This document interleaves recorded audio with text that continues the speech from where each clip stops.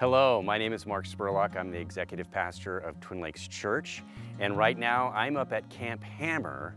We just marked the 3-year anniversary of the CZU Lightning Complex fire, and it's amazing to see the changes that have taken place.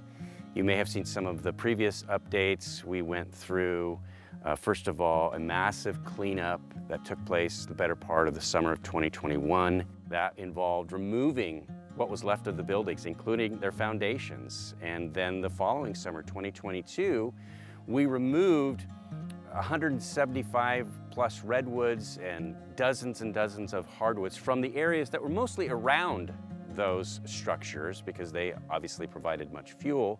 Even since then, we've seen remarkable growth because all that activity basically just killed plants on the ground, and as you can imagine, the hillsides were mostly dirt and then with the surviving trees. But if you look behind me here, you can see all of this new redwood growth, and then it's accompanied by, shrub growth all over the property, especially where there's sunlight. You might recall when you were in, junior high biology, they called it the stages of succession. So we're seeing the early stages of succession, stuff growing up that eventually will yield to shade and a fuller canopy over the course of time. But there are parts of the camp that if you look at them, they look quite normal.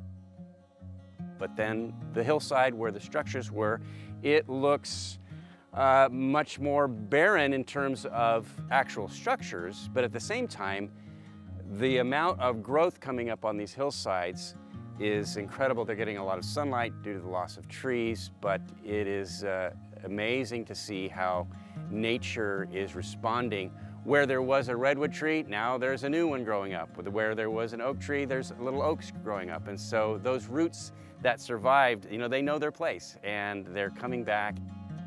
So many people have asked me, will there be something in the future for Camp Hammer? And the answer is yes. We are envisioning new lodging, not in the same way that we did before with little buildings for cabins and the like, but rather we're looking at specific tent products, glamping style tents that are amazing, that are actually being used for resorts all around the world, rather than building out a full brick and mortar type of facility. They're using these amazing luxury tents to do that. Very comfortable, but a fraction of the cost, and they can be packed up and put in storage when you're not using them, so you are removing them from risk to vandalism or break-in or fire or storm and the like.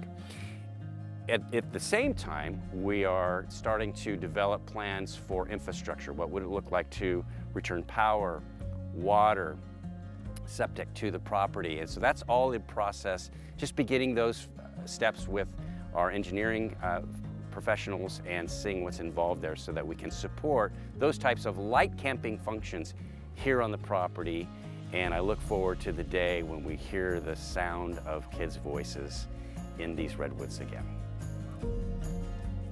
I want to thank you for your keen interest, your love for Camp Hammer.